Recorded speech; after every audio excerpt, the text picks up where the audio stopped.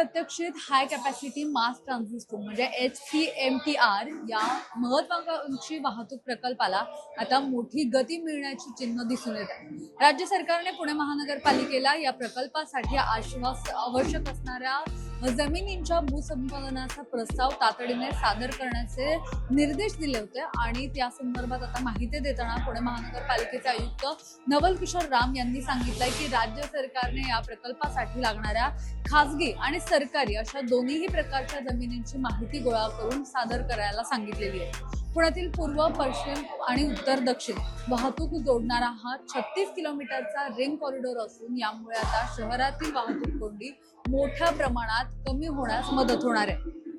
मंजूर विकास आराखड्यानुसार या भव्य प्रकल्पासाठी एकूण 50 हेक्टर जमिनीची गरज भासते। त्यामुळे या 50 हेक्टर जमिनीपैकी जवळपास 30 हेक्टर जमीन ही सरकारी मालकीची असून यामध्ये उर्वरित 20 हेक्टर जमीन ही खासगी मालकीची आहे। यामध्ये जलसंपदा, महसूल आणि वन विभाग यांसारख्या विविध सरकारी विभागांच्या जमिनींचा सुद्धा समावेश असणार आहे। नदीपात्र आणि पुलावरून जाणाऱ्या मार्गांसाठी लागणाऱ्या जागेचा सुद्धा प्रस्ताव यामध्ये समाविष्ट असतो।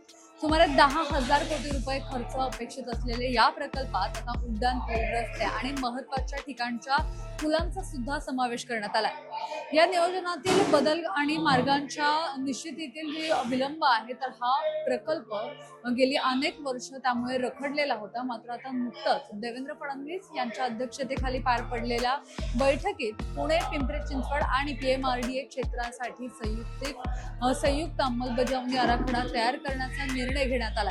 महापालिकेने प्राथमिक ब्लूप्रिंट सादर केली असून आता राज्य सरकारच्या या ताज्या निर्देशांमुळे जमिनीच्या संपादनातलं जे प्रमुख अडथळे होते तर ते दूर होऊन आता हा संपूर्ण मार्ग जो आहे तर तो पुढे गेलेला पाहायला मिळतो। त्यामुळे आता आगामी काळामध्ये हा मार्ग झाल्यानंतर कशा पद्धतीने हे सगळं जे आहे तर ते पुढे मार्गी लागणार आहे हे सगळं पाहणं महत्त्वाचं असणार आहे। या कॅमेरा पर्सन अजय गंगुर्डेसह मी मोना येनपुरे, सिविक मिरर, पुणे।